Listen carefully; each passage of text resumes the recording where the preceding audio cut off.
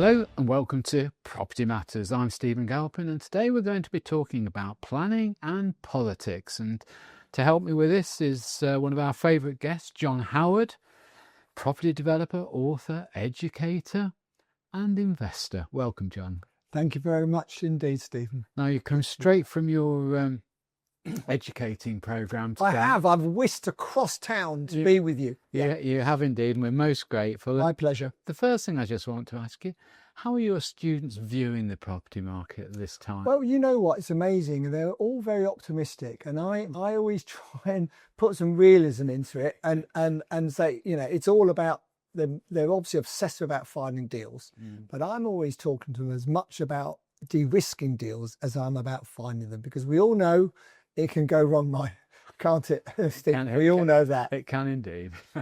I think the days of buying property and assuming you're going to make money are over. I think you've got to be super cautious at the moment, and the market and in the world in general is very turbulent, you know, and that affects politics and property, as you know, are so closely linked, and world events are closely linked as well.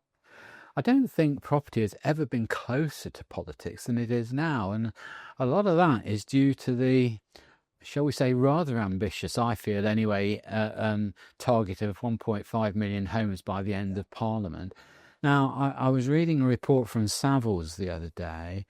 They've come out, and I think if I've read it correctly, their view is that it's going to the government's going to achieve about 60% of that. I read that as well. So Yeah. in the first 3 months of this year, they 37,000 houses got approval. 37,000, which is lower than last year. It's down. Yeah. And I think on average they think 220,000 houses are going to be built, something like that, over the next 5 years. Yeah. Of course, well short of the 300,000. Of course, when you start off saying it's 300,000 and you don't do 300,000 a year, the next year you've got to do 350, next year 400, and it goes on and on. What they'll do, they'll get to the last year Parliament, they say, we have hit our target of 300,000 houses for 1 year. That's what they'll say, which means they've probably, you know, done 1 million, not 1.5, or whatever it might be, during the lifetime of Parliament. They'll twist it round to suit themselves. It's a little bit like the salesman's bragging about his wages, isn't it? I've earned £1,000 this week, so I'm on 50,000 a year. Absolutely, absolutely. Never mind the other lean weeks and months he's had. Yeah. Okay. Well, look. I mean, we have people in here from procurement, from labour recruitment and that sort of thing. And I mean, I don't think we've got the labour to build that many homes. I don't think we've got the materials to build that many homes. And I'll come later to a couple of other things that I think we might be short of. How far do you think they're going to be off target? I think they'll manage about 225,000 houses a year. So about 800,000 probably. Yeah, maybe. They might hit 1 million. The only way they're going to really make a huge difference is the new towns. But these new towns are going to take 10 years. Milton Keynes was the last one. It was bought on land agricultural prices. Yeah. That's how it worked. And it took 10 years to organise probably. So, I mean, it's not this Parliament. It might be the end of next Parliament if they stay in government. If. Well, look, I mean, the follow-on question, I suppose, has to be, the government seem to be pinning a lot of their hopes on the new planning process, or ProC. Yeah. What do you think's making a difference? Because as far as I can see, approvals since the beginning of the year have been down. Planning doesn't seem to be any easier when I talk to developers, and you're a significant developer, so you must know. Is it going to make any difference? It's broken down into three different categories really. There's the small developer that's building 1 to 9 houses, and they're saying that going forward, it's not going to be, the approval is not going to be granted by a committee, it's going to be granted by the planning officer. Well, that happens now. Delegated powers, it's called. So if no one's objecting to the planning, and the planning officer thinks it's okay, they'll do it by delegated powers. So that isn't really much of a change. They're making out it's some big change, but it isn't really. Then you've got the ones which are between 9 and 50 houses, so 9 and 250 houses. And what they're saying, and they're going to make 100 million available to those developers, and those developers will not be part of the new levy, which is being brought in, which will raise 3.4 billion for the cladding. So that's the new one coming out. And the small developer and the medium-sized developer are not going to be part of that. It's just going to be the large developers who build over 250 houses a year are going to have that levy. And it's a percentage of what they do. So that levy over the next 10 years is going to bring in 3.54 billion, they reckon, which is going to go towards the cladding.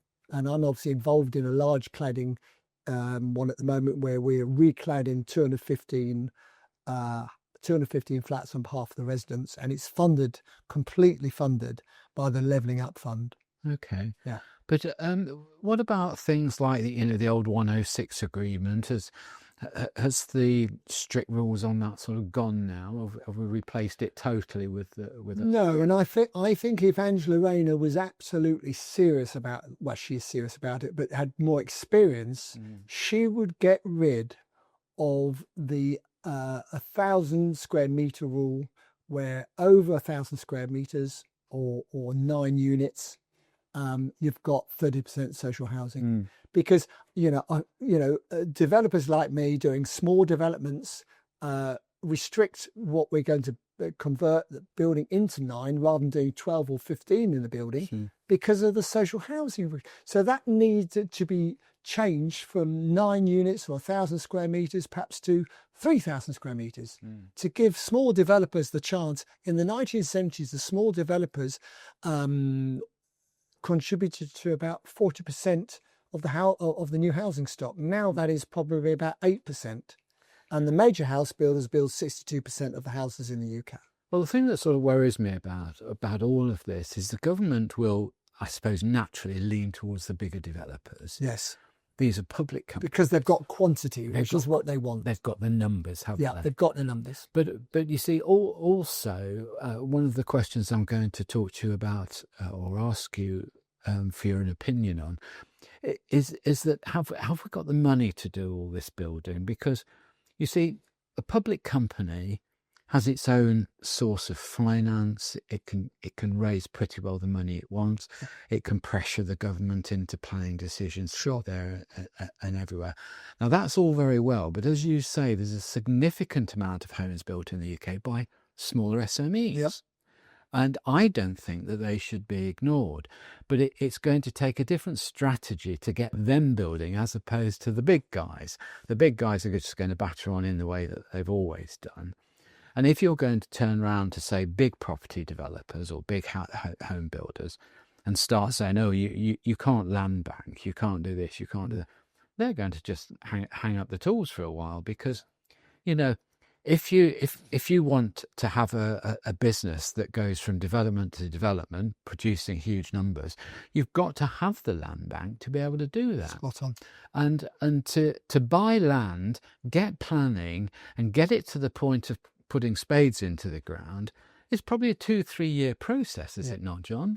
What I would say it is, and what's some interesting stats, if a large developer goes to appeal, 65% of their appeals are upheld and they get planning. If a small developer goes to appeal, it's 38%. Now, I think in I've future... done it and failed. Exactly, me too. So I think what will happen going forward, Angela Rayner is loosening the strings, definitely, with all this. And I think if you have to go to appeal, you're likely to win much more in the future. You're likely to win. I think the big developers like to win 70% plus, and the small developers maybe 50, because they need to get things moving. They need to get cracking. And you don't get cracking by having a bunch of NIMBYs who say, we've got bats bats in the area, we can't build there. We've got red-crested newts, you can't build there. And I don't often agree with Sadiq Khan and Angela Rayner, but to be fair, they have said that people and homes where we need people to live in are more important than the red-crested newt and the bats. And to a great extent, they've brought this new system out where you pay into a fund, environmental fund, which means you can actually move the bats rather than not build, which is a start. Not like these multi-million tunnels they had associated with HS2. Well, HS2, one of the they spent 100 million on bat tunnels with HS2. Complete madness. And there's a scheme that there's a road out on the outskirts of Norwich, a ring road, which would have connected Norwich right round dual carriageways. They spent 50 million, the government and the local authority, to then discover there's a rare bats, and they've stopped it. I mean, you can't make it up. No. It's a matter of priorities, isn't it? Absolutely. Now, John, come into one of the things that we often get people in here talking about, the property market. Yep. I just want to talk for a minute about what is the property market when it comes to this 1.5 million. What are we talking about? Are we talking what sort of percentage of private homes, social homes, affordable homes, housing association homes? Well, how's it broken down? Do you think the government have really thought about that? Well, they've announced 39 billion for social housing over 10 years. So that tells you everything you want to know. They're not talking about supporting first-time buyers.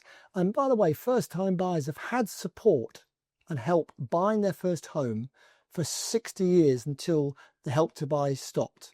And that hasn't been replaced. Well, and apparently they're not keen to replace it either, are they, at the moment? Well, Angela Rayner did say at one point they were going to guarantee 95% mortgages for first-time buyers, as did the Conservative government. I think the major lending institutions have put the dampener on that and said, look, it's going to cause inflation or it's going to be a problem, because they haven't said any more about it. Yeah. But this is a socialist government, Stephen. You know, they're not that interested in people owning more than one home, then more than one home. They're interested in building social houses, and that's what they'll try and do. And they've asked for every local authority to come to them with a survey of all the land that they own, because these local authorities own swathes and acres of land within their boundaries, and they're going to just ride roughshod over the planning system and just grant planning on as much as possible and try and fund it.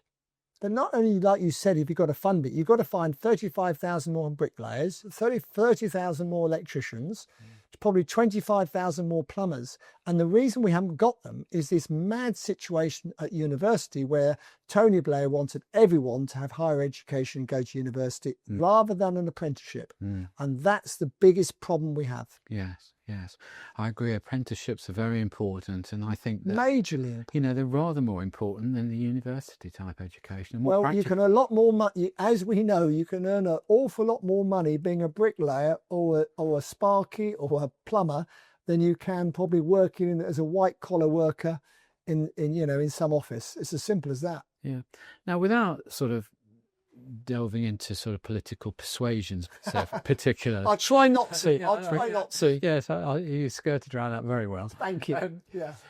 Guess what? What does concern me is that post-war, 50s and 60s, there was a lot of prefabricated buildings. Yes. And there was the birth of what we now call, or used to call, the concrete jungles. Yep. And they were really a sort of blight on the landscape, weren't they? And have caused many issues, both in terms of crime, decent living, and all sorts of things since. I would hate to see a return to the sort of concrete jungle ethos. Well, just to get the numbers. Well, I think, with all due respect, you're living in one here. So Canary Wharf, where you have your studios, is a concrete. I don't want to upset you, Stephen, but it is a concrete jungle. A very expensive concrete jungle. Well, yes, and some of it's quite pretty. But that's exactly the point I'm making by saying that.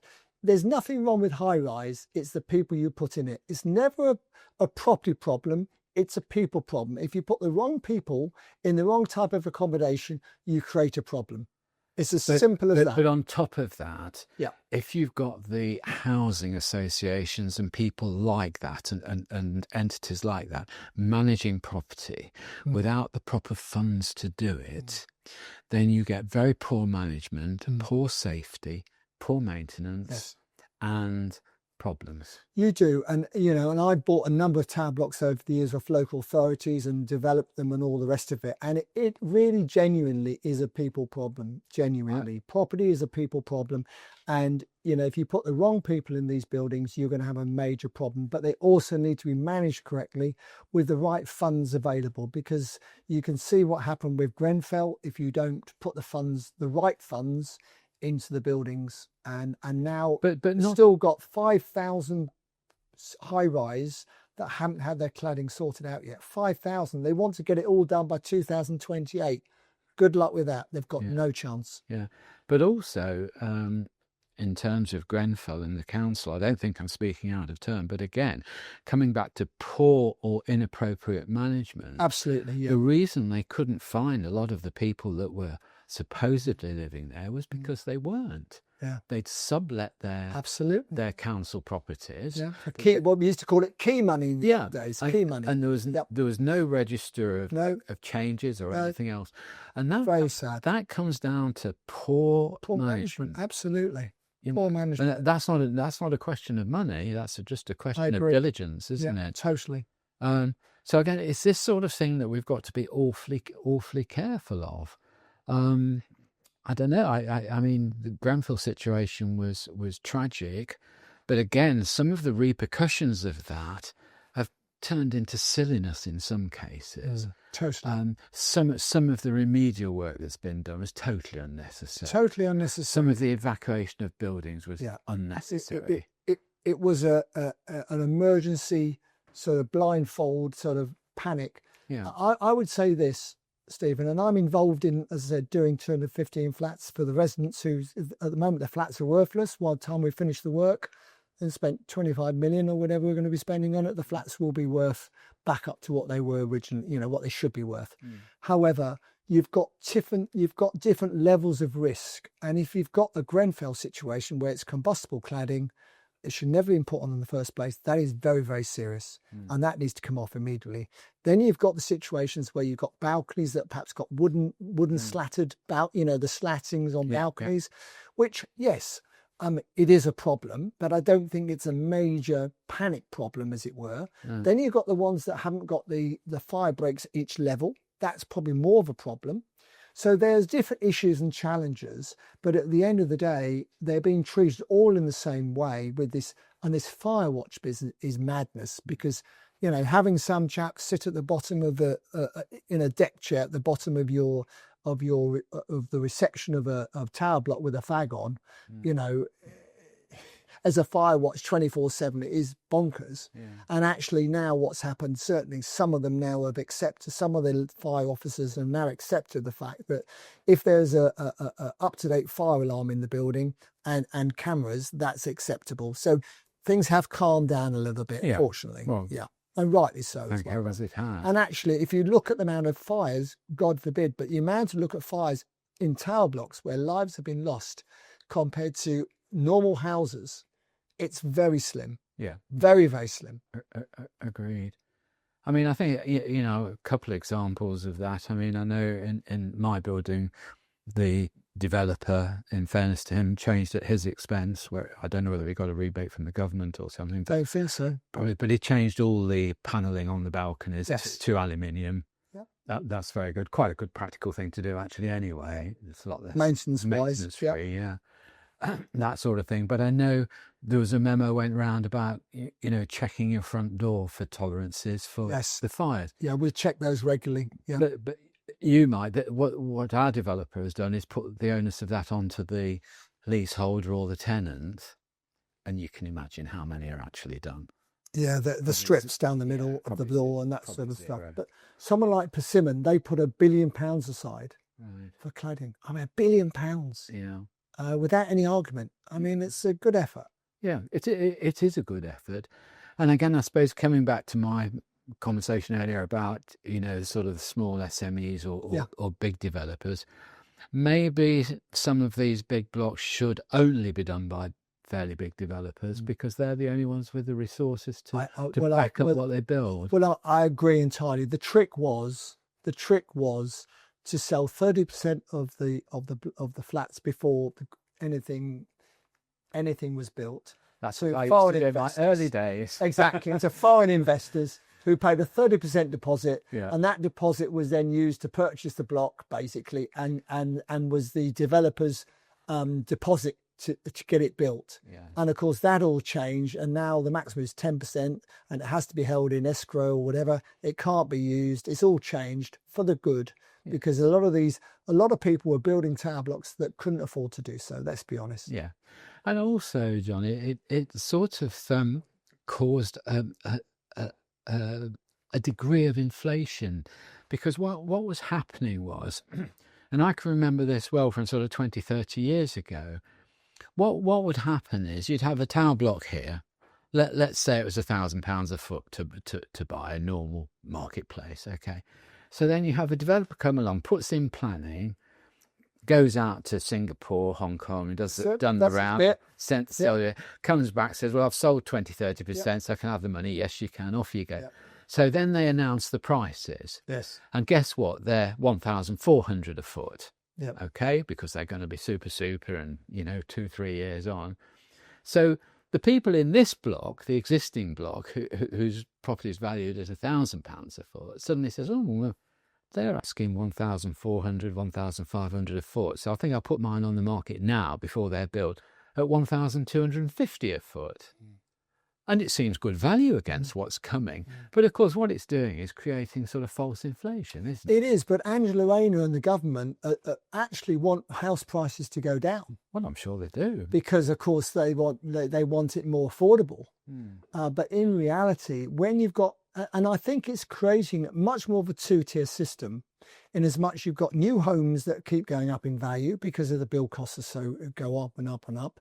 And then you've got the second-hand market, which certainly for flats, second-hand market, I believe is coming down. It is. So, it really is a bit of a problem, because if that gap gets too big, then people aren't going to buy new homes. No. Even though, we need apparently 1.3 million more homes than we've got now.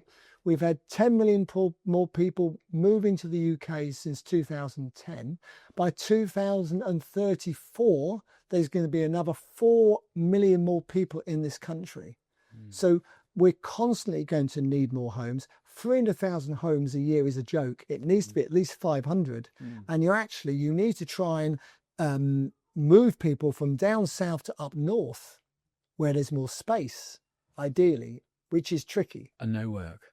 Well, you need to take the jobs with you. When you do. You need to the government needs to be dynamic. It needs to be radical in order to move people around the country more.